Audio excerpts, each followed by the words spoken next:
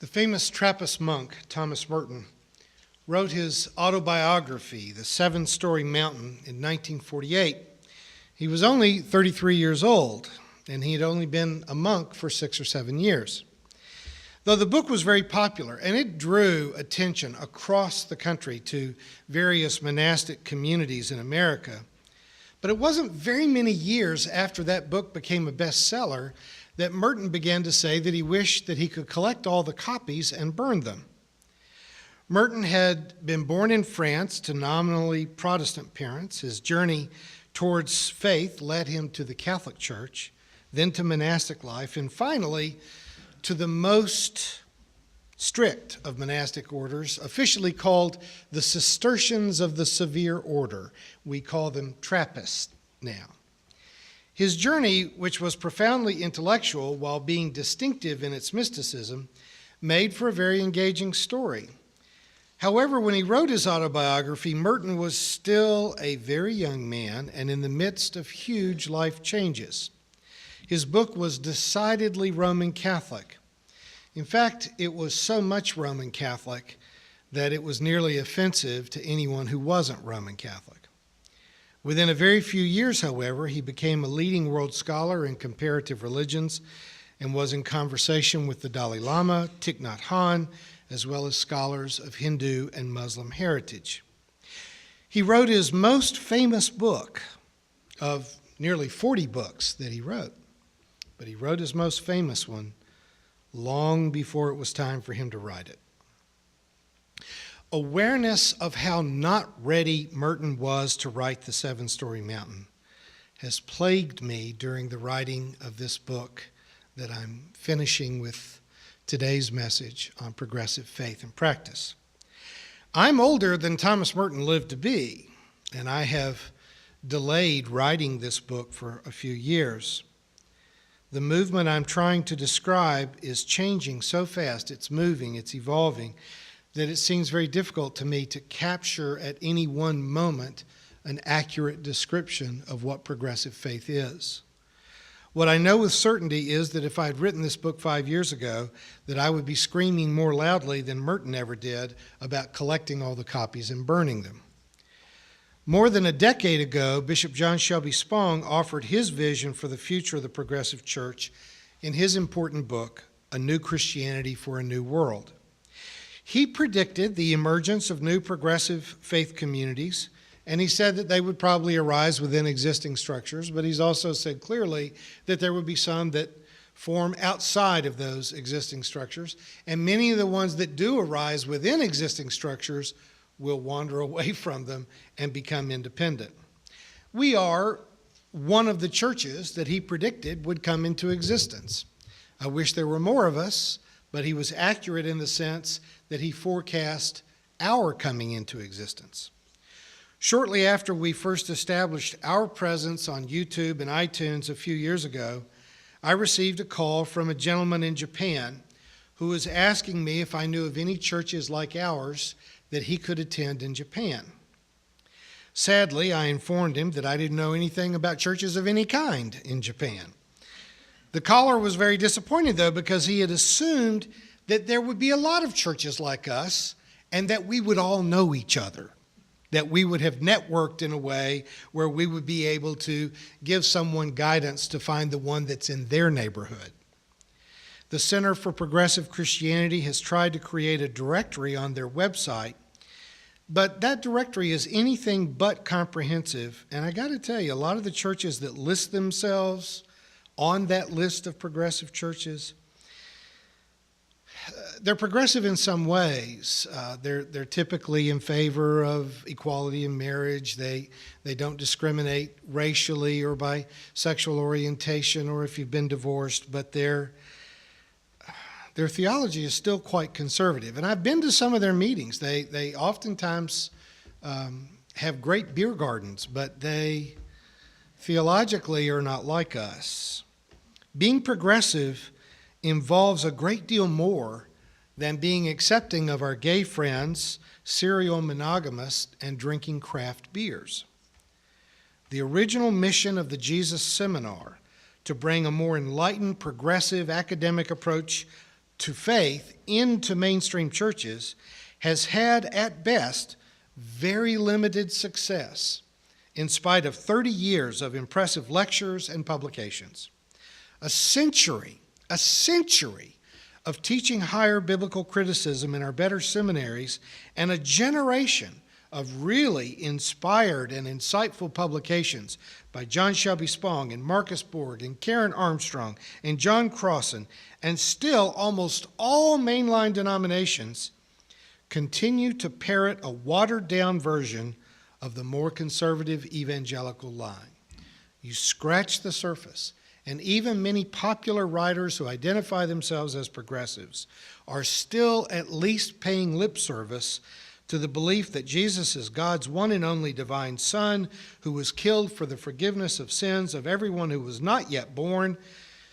For anyone who is willing to buy into that incarnational substitutionary death theology, so that your as yet unseen eternal soul will spend eternity in an as yet unseen place of reward and bliss. That's not progressive thinking. Many people continue to try to persuade me to accept that everyone has a right to their own religious opinions and that no one's opinion is superior to anyone else's. This kind of religious tolerance is true if religion is the equivalent of choosing which color of paint you want to use in your bedroom. If it is simply a matter of personal taste that has absolutely nothing to do with life, health, politics, or when or why we go to war, then paint your room any color you like. If, however, your religion teaches that women are second-class citizens simply because they were born female, or if your religion teaches homosexuals to hate themselves, then that's a different matter. And if your religion teaches that other religions are so wrong that they are evil in ways that may deserve dehumanizing treatment or even warfare, if your religion teaches you that you are broken, sinful, a moral worm, and to despise yourself for unavoidable human appetites, then you need to recognize that this is not a matter of taste. That religion is sick. It's not a little bit sick, it's dangerously sick. If you're neutral about neurotic religion that provokes wars, ethnic cleansing, racial and sexual prejudice, misogyny, and religious guilt and fear, then you're not being open-minded, you're being heartless. And that is nothing to be proud of. Many people try to mask moral laziness and indifference behind a facade of tolerance, but we're not doing the future any favors by pretending that these kinds of prejudices are acceptable. There are very many good things that can come from religious education and from the practice of a spiritual life, but we cannot stick our heads in the sand and pretend that there are not also very many extremely damaging downsides as well. We should be civil in our engagement with traditionalists who want to keep the church mired in Iron Age mythologies, but we should not be passive, and we should not mistake cowardice for open-minded sophistication. If the church has a future, we have to find a way to strengthen the good things about religion, and we have to find ways to extinguish the bad things. Pretending that everything is just a matter of opinion and that serious scientific inquiry is exactly the same value as wishing for things or for magical thinking, that's just not helpful. We must clearly and adamantly refuse to participate in the indoctrination of yet another generation in the language of false belief and religion. Still, the imminent death of old world religions has been prematurely announced several times. The church has tried to silence scientists and philosophers from Galileo to Darwin, from Thoreau to Sartre, but in the end, they really didn't need to fight so hard. As Theodore Beza observed 500 years ago, the church is an anvil that has worn out very many hammers.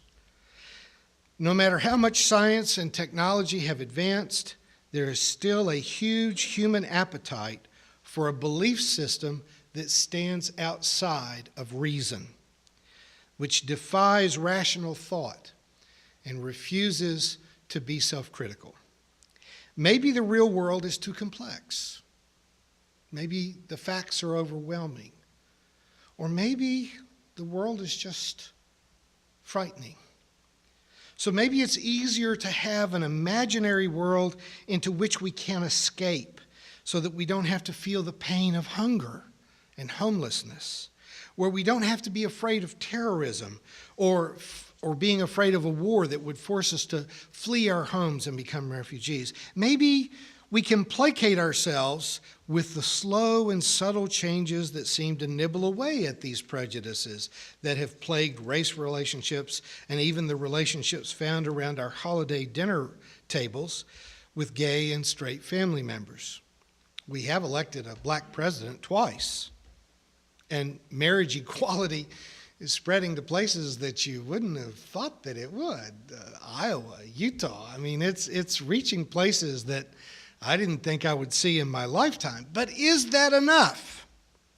Maybe we can deny the vast earth-killing pollution that's taking place as we burn more coal and we fracture the earth's crust to harvest natural gas because we're recycling our plastic bottles and our aluminum cans. It may be that the old religions of magic and superstition will just die a slow death, passing out of Americas and Africa, as it really already has in most of Europe and in Asia. Still, it does not seem to me that we have arrived at a place that is far beyond an urgent need for a prophetic voice of reason and faith to cry out for more justice and for greater compassion. I realize that my personal journey from the Memorial Hospital, where I was born in Glasgow, Kentucky, to the Memorial Gardens where my ashes will inevitably be spread, that I'm a lot closer to the ashes part of that trip than I was to the screaming start of life's journey. But I still feel like I've got a lot of screaming left to do. I think that the church is not done, and I'm not done with it.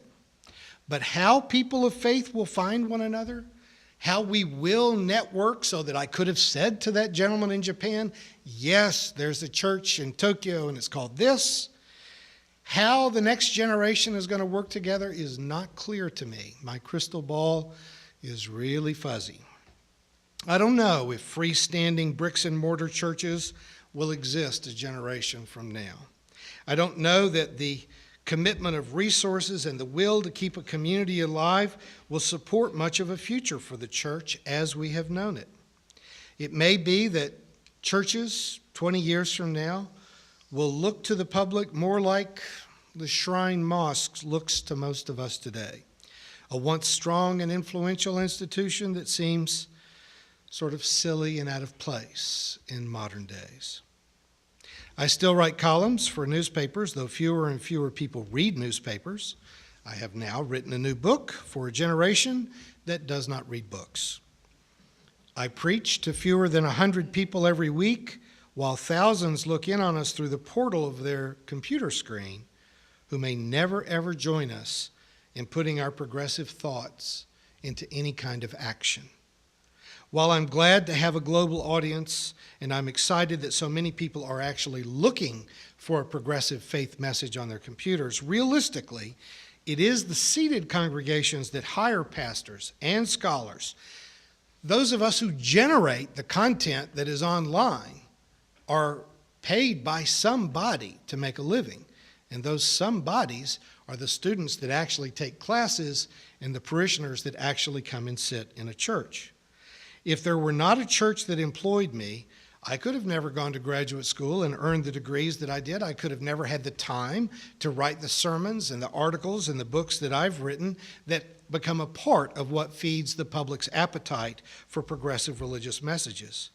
And yet, to date, every progressive congregation that I know of is barely hanging on to existence. And another decade may see a sharp decline in the numbers of the now retired generation that does still go to church and does significantly financially sacrifice to support the church. Small churches cannot exist on small gifts. And the generation that is more likely to be generous in their support will not live much longer. As I write these last lines, it's only 7 degrees outside in my hometown. So this week I'll take food and blankets and sleeping bags to the homeless of our city, provided by members of my small church. Direct response to the needs of those who are in danger of freezing to death makes sense in my religion, and it is a practice of progressive faith. But none of those people would be kept warm because a few thousand people have nodded in assent to this sermon as they watched it on YouTube. There is a profound need in our world for communities of faith to continue to exist. Clearly, most people are looking for whatever religious instruction and inspiration that they want in their lives through the internet, and not in churches, and not in classrooms, not even in bookstores or in published media. Facebook memes have a certain cathartic satisfaction to them, but they're not enough to stop wars, or to save the earth, or solve the challenges of poverty and prejudice. One of those heroes of the anti-war movement during the Vietnam era was Father Daniel Berrigan. Referencing the cross, he once said, "If you want to follow Jesus, you better look good on wood." I hope that more progressive churches arise out of the shared conviction and willingness to sacrifice in the way that our church has come into existence.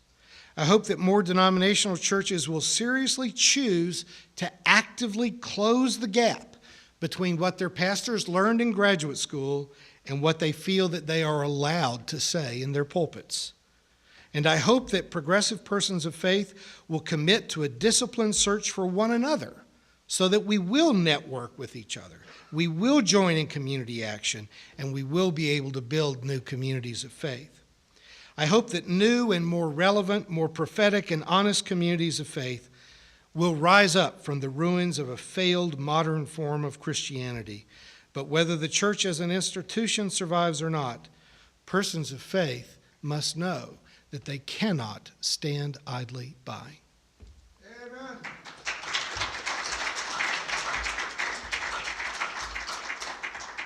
You've been watching a progressive Christian video from the Community Christian Church of Springfield, Missouri. We encourage our viewers to donate to our efforts in feeding the homeless and hungry of our community. Write to us at reverenddray@aol.com for more information.